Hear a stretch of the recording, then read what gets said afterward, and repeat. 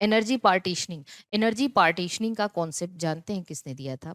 इसमें हम आपको बताएंगे कि एनर्जी कैसे डिफरेंट डिफरेंट ऑर्गेनिज्म में ट्रांसफर होती है, कितने मतलब आर सिलेक्टेड स्पीसीज क्या है, के सिलेक्टेड स्पीसीज क्या है, लाइफ फॉर्म क्या है, सर्वाइवरशिप कर्व क्या है, ये सब चीज़ के बारे में हम आपको बताने की। आप बॉटनी है ना, तो आप आराम से पढ़ो, कितना देख रहे हो आप, कितने मजे से वहाँ बॉटनी में सारा, खाली इकोलॉजी को छोड़ के बाकी सब तो आपके एग्जामिनेशन के हिसाब से पढ़ाया जा रहा है।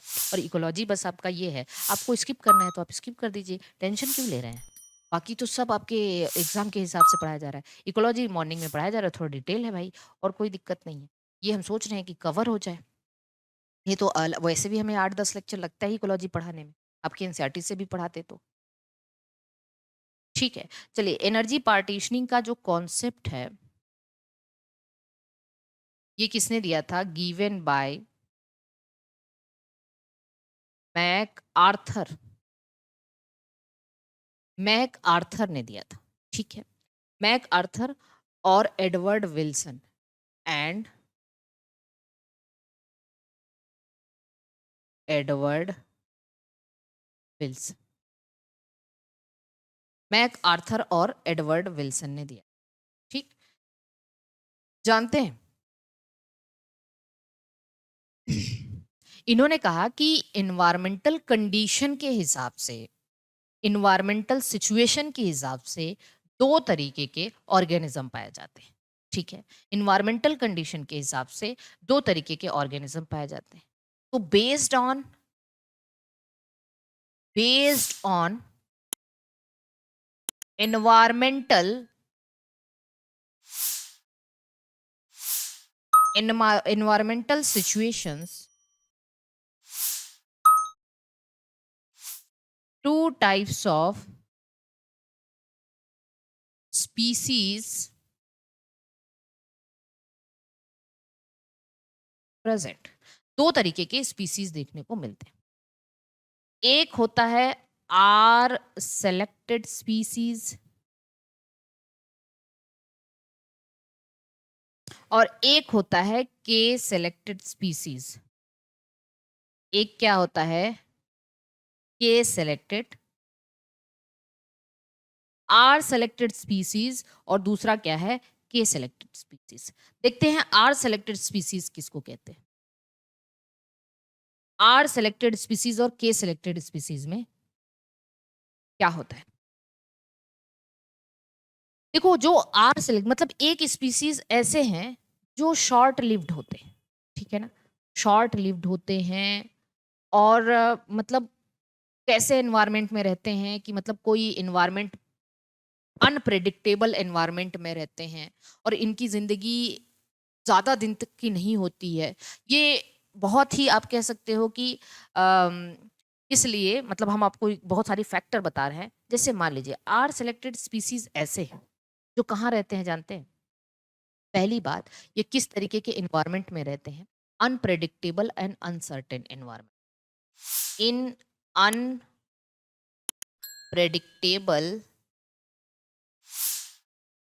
एंड अनसर्टेन एनवायरमेंट, ठीक है। अगर ये अनप्रेडिक्टेबल और अनसर्टेन एनवायरमेंट में रहते हैं तो इनकी लाइफ भी शॉर्ट होती है।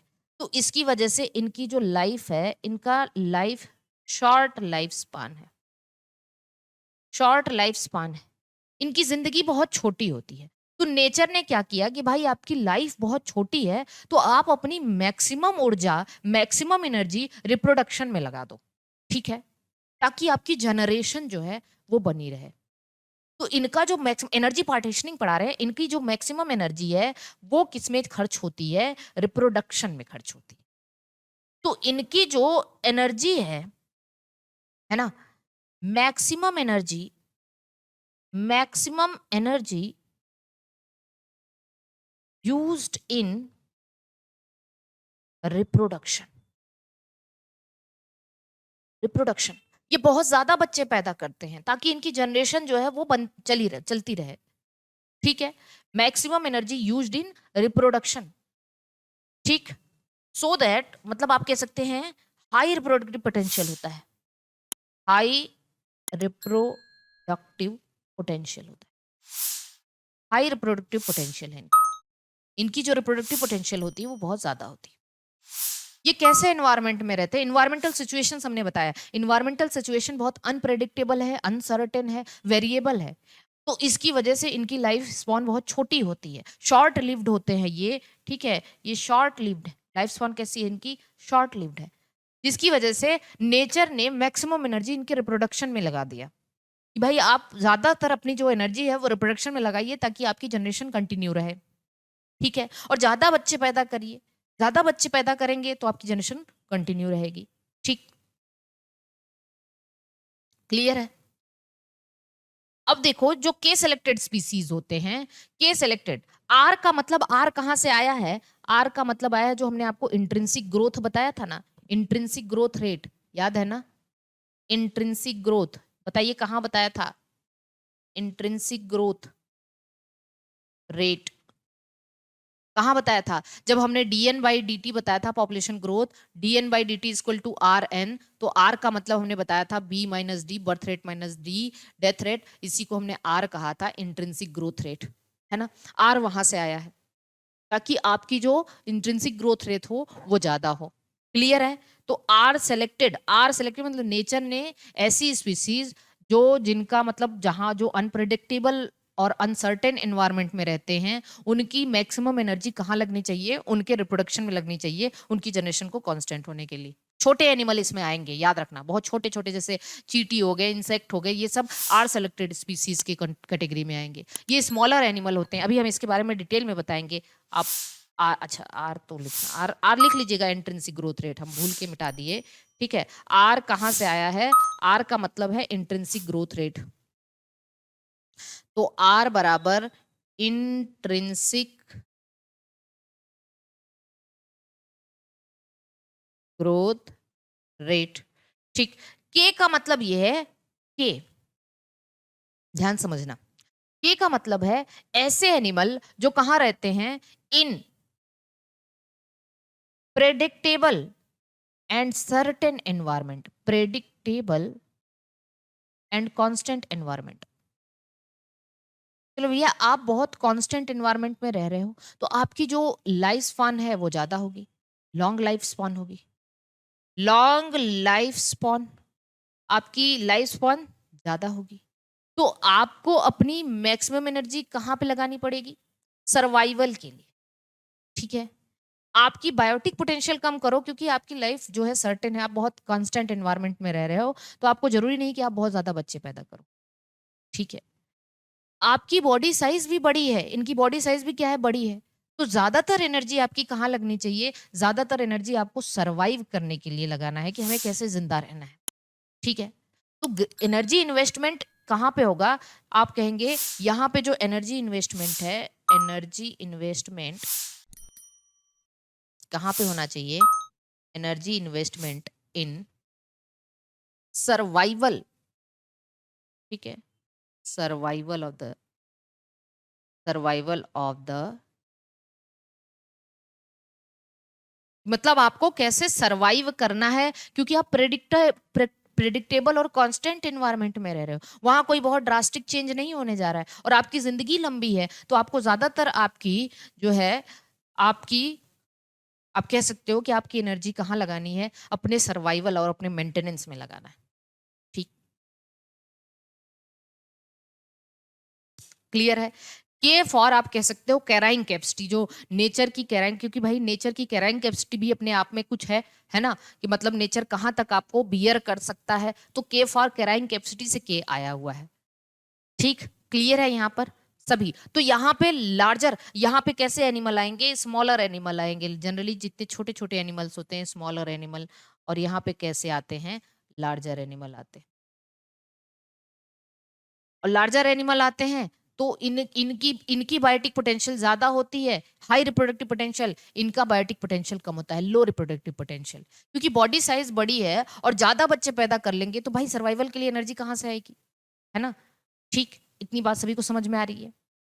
अब हम आपको डिफरेंसेस बता देते हैं आर सेलेक्टेड और के सेलेक्टेड स्पीसीज में, कुछ डिफरेंस बताते हैं, और यहाँ से क्वेश्चन आता है, जैसे यशी, ये मत सोचना कि आर सेलेक्टेड के सेलेक्टेड से क्वेश्चन नहीं आता है, आता है, ये CSIR में भी आता है, ये नीट में भी आता है, ये आपके वनडे एग्जामिनेशन में भी आता है। R selected K selected species में डिफरेंस, है ना? ठीक है, तो अब हम आपको बताएंगे difference between R selected and K selected species. Difference between R selected and K selected species. आप खुद बताओगे, आप लोग खुद यहाँ पे बताना चालू कर दोगे कि आर सेलेक्टेड स्पीसीज क्या है और इसके क्या, आर सेलेक्टेड स्पीसीज के क्या फीचर होने चाहिए और के सेलेक्टेड स्पीसीज के क्या क्या फीचर है। के सेलेक्टेड स्पीसीज के क्या फीचर। तो चलिए सबसे पहले हम बात करेंगे, डी कुमार नहीं है क्या क्लास में भाई? एकदम शांत है या नहीं है? कुछ लोग तो देखो, कुछ लोग तो एकदम रेगुलर है, ठीक है, और कुछ लोग जो है आप कह लो कि मतलब अनप्रेडिक्टेबल है। बता दे रहे हैं इतना, कुछ एकदम अनप्रेडिक्टेबल है, कुछ तो बिल्कुल प्रेडिक्टेबल है। तो समझ लो फिर, अनप्रेडिक्टेबल है तो फिर क्या होगा। अब हम आपको यहाँ पे कई सारी चीज के बारे में डिस्कस करने जा रहे हैं। जैसे हम पहले कुछ फैक्टर ही आपको बता दें, पहले कुछ फैक्टर बताते हैं और उस पर डिस्कस करते हैं। चलो इस कॉलम को हटा ही दे रहे हैं, कुछ फैक्टर डिस्कस कर रहे हैं कि कौन कौन से फैक्टर है ना। तो पहला जैसे इन्वायरमेंट, कैसे इन्वायरमेंट में ये रह रहे हैं, पहला फैक्टर है इन्वायरमेंट। ठीक, आप बताओ पहला फैक्टर है इन्वायरमेंट। इन्वायरमेंट, इन्वायरमेंट में कैसे, इन्वायरमेंट में ये रह रहे हैं बताइए यहाँ पे। इनका इन्वायरमेंट कैसा है भाई? अनसर्टेन अनसर्टेन है, वेरिएबल है ना। इनका इन्वायरमेंट कांस्टेंट है, कांस्टेंट और आप कह सकते हैं सर्टेन या प्रेडिक्टेबल कह लो, कोई दिक्कत, सर्टेन, ठीक है। हम्म, जानते हैं इनकी बॉडी साइज कैसी होती है। इन्वायरमेंट के बाद आते हैं इनकी बॉडी साइज। इनकी बॉडी साइज स्मॉल होती है और इनकी बॉडी साइज लार्ज होती है। बॉडी साइज के बाद लाइफ स्पॉन देखते हैं। लाइफ स्पॉन इनका जो है वो शॉर्ट होता है, इनका लाइफ स्पॉन लॉन्ग होता है। इनका लाइफ स्पॉन लॉन्ग होता है, ठीक। अब इनकी आप कहेंगे कि इनका इनकी रिप्रोडक्टिव रिप्रोडक्टिव पोटेंशियल या बायोटिक पोटेंशियल कितनी है, तो आप कहेंगे रिप्रोडक्टिव पोटेंशियल हाई होती है, ठीक है, और इनकी लो होती है। नंबर ऑफ ऑफस्प्रिंग, तो आप कहेंगे नंबर ऑफ ऑफस्प्रिंग, ये बहुत ज्यादा बच्चे पैदा करते क्योंकि इनकी मैक्सिमम एनर्जी इनके इनके रिप्रोडक्शन में इस्तेमाल होती है, ठीक है। तो ये नंबर ऑफ ऑफस्प्रिंग हाई है और यहाँ पे नंबर ऑफ स्प्रिंग लो है। जैसे आप देखेंगे मक्खी है तो बहुत सारी मक्खी पैदा होती है, ठीक है, चींटियां हैं तो बहुत सारी चींटी पैदा होती है, लेकिन गाय एक होगी, भैंस एक होगी, दो होगी, बस इससे ज्यादा नहीं, है ना, क्योंकि इनकी बॉडी साइज बड़ी है और ये जिस एनवायरनमेंट में रह रहे हैं वो प्रेडिक्टेबल एनवायरनमेंट है। मक्खी जहाँ रह रही है, पता चला कि मतलब आपने ही झाड़ू उठाया और सब सबको मार दिया, या आपने हिट लिया और ये सब सारी चीजें, तो बहुत सारी चीजें, हाँ, इसकी एनर्जी इनके रिप्रोडक्शन में और यहाँ सर्वाइवल में। नंबर ऑफ, अच्छा एक और चीज, अब इनकी लाइफ स्पॉन छोटी है तो रिप्रोडक्टिव एज क्या होती है इनकी? रिप्रोडक्टिव एज, रिप्रोडक्टिव एज इनकी क्या होती है? रिप्रोडक्टिव एज इनकी अर्ली होती है, अर्ली, और इनकी लेट होती है, ठीक। अर्ली रिप्रोडक्टिव एज है, ठीक है। नंबर ऑफ ऑफस्प्रिंग तो ठीक है, साइज ऑफ ऑफस्प्रिंग क्या होगा? ऑफस्प्रिंग की बॉडी साइज भी तो छोटी होगी, साइज ऑफ ऑफस्प्रिंग स्मॉल होंगे और इनके लार्ज होंगे, ठीक। साइज ऑफ ऑफस्प्रिंग, अच्छा ठीक है। अब देखो इनमें अगर हम आपसे पूछें कि मोर्टेलिटी रेट क्या है, मरते भी तो बहुत ज्यादा है ना ये, मोर्टेलिटी रेट इनकी हाई है और इनकी लो है। अभी बहुत सारी बातें आपको बताएंगे और सब आप समझ जाओगे, हाँ सिमिल पेरस इटियो पेरस भी बताएंगे, ठीक है। यहां तक क्लियर है ना, कोई दिक्कत तो नहीं है। अब आगे आते हैं अगेन मोर्टेलिटी रेट के बारे में। अब इसके बाद हम आते हैं, ये आर सेलेक्टेड है और ये के सेलेक्टेड है, ठीक। अब यहाँ पे देखेंगे कि इनमें जो है पेरेंटल केयर, आप मुझे बताओ पेरेंटल केयर ज्यादातर कहाँ होगा? पेरेंटल केयर यहाँ लो होगा, यहाँ हाई होगा। इनमें पेरेंटल केयर बहुत कम देखने को मिलता है। ठीक है, मान लो इनका, अच्छा अगर हम आपसे रेजिलियंस पूछें, रेजिलियंस और रेजिस्टेंट पूछें, रेजिस्टेंस, अब बता दो, हम जान जाएंगे कि आप एकदम बड़े मतलब टैलेंटेड हो। रेजिलियंस और रेजिस्टेंट, जल्दी बताओ किसकी रेजिलियंस ज्यादा होगी और किसकी रेजिस्टेंस ज्यादा होगी? पढ़ा रखे हैं, किनकी रेजिलियंस ज्यादा होगी और किसका रेजिस्टेंस ज्यादा होगा?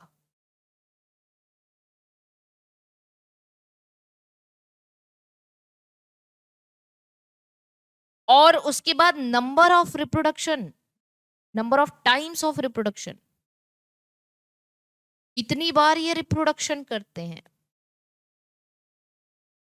और एक है सर्वाइवरशिप कर्व,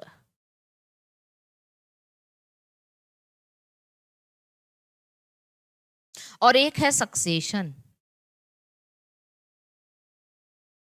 आर की रेजिलियंस लो होगी, रेजिलियंस आर की ज्यादा होगी भाई। आर की रेजिलियंस मतलब, रेजिलियंस का मतलब एक बार डिस्ट्रॉय होने के बाद पुनः अपनी अवस्था में क्विकली आ जाना। आर की रेजिलियंस हाई होगी और के की लो होगी। बहुत अच्छे। आर की रेजिस्टेंट लो होगी और के की हाई होगी। अच्छा सक्सेशन की बात करी जाए, सक्सेशन, सक्सेशन स्टेज, इनकी सक्सेशन स्टेज अर्ली आएगी, पहले लो छोटे एनिमल हैं, और इनकी सक्सेशन स्टेज लेट होगी, है ना। अब आते हैं टाइम्स ऑफ रिप्रोडक्शन। देखो इनकी जिंदगी इतनी छोटी है, तो उस छोटी सी, जैसे ड्रोसोफिला की हफ्ते भर की लाइफ साइकिल, अब छोटी सी लाइफ साइकिल में कितनी बार रिप्रोडक्शन करेंगे? टाइम कितना मिलेगा? और इतने सारे बच्चे भी पैदा कर रहे हैं, तो ये generally one time, single time reproduction करते हैं। ये आर सिलेक्टेड जनरली, ये बहुत बार क्वेश्चन पूछा जाता है, सिंगल टाइम रिप्रोडक्शन करते हैं, और ये मेनी टाइम रिप्रोडक्शन करते हैं। लाइफ ज्यादा है भाई तो क्या करेंगे खाली बैठ के, है ना, मेनी टाइम्स। ठीक। अब एक बात समझो मेरी, जो single time, S for single, इसको सेमल पेरस कहते हैं। क्या कहते हैं? सेमल पेरस। और ये इटियोपेरस, इनको इटियोपेरस कहा जाता है। हम्म, इटियोपेरस कहा जाता है, बहुत इंपॉर्टेंट। और इसके बाद अगर हम बात करें, इनका जो सर्वाइवरशिप कर्व होता है वो टाइप 3 का होता है, टाइप 3, टाइप 3 सर्वाइवरशिप कर्व, और इनका सर्वाइवरशिप कर्व टाइप 1 होता है। अब आपसे सर्वाइवरशिप कर्व बता देंगे आपको कि सर्वाइवरशिप कर्व क्या होता है। जल्दी से बताइए कितने लोगों को आर सिलेक्टेड और के सिलेक्टेड एकदम बेहतरीन तरीके से समझ में आया है? आर सिलेक्टेड और के सिलेक्टेड स्पीसीज एनर्जी पार्टीशनिंग, हमने आपको बताया कि मैक आर्थर ने इसका कॉन्सेप्ट दिया था। इन्वायरमेंटल सिचुएशन के बेसिस पे दो तरीके के जो है एनिमल्स होते हैं, स्पीसीज होते हैं। एक जिनका ज़्यादातर एनर्जी जो है उनकी केवल रिप्रोडक्शन में, बच्चे पैदा करने में जाता है। दूसरा जो है ज़्यादातर एनर्जी इनके सर्वाइवल में यूज होती है, उनको के सिलेक्टेड कहते हैं। डिफरेंसेस आपने देख लिया, ये डिफरेंस कभी गलत होना ही नहीं चाहिए। डिफरेंस में 4 ऑप्शन देके के पूछता है कि इसमें से कौन नहीं आर सिलेक्टेड का फीचर, कौन नहीं है के सिलेक्ट। और हमने इतने सारे डिफरेंस आपको बता दिए। पेरेंटल केयर कहाँ ज्यादा होगा, रेजिलियंस किसका ज्यादा होगा, रेजिस्टेंस किसका ज्यादा होगा, number of reproduction, type of survivorship curve. ठीक है, ठीक। इसके बाद हम लोगों ने देखा body size, life span, parental care, reproductive potential, number of spring, reproductive age, size of offspring, mortality rate.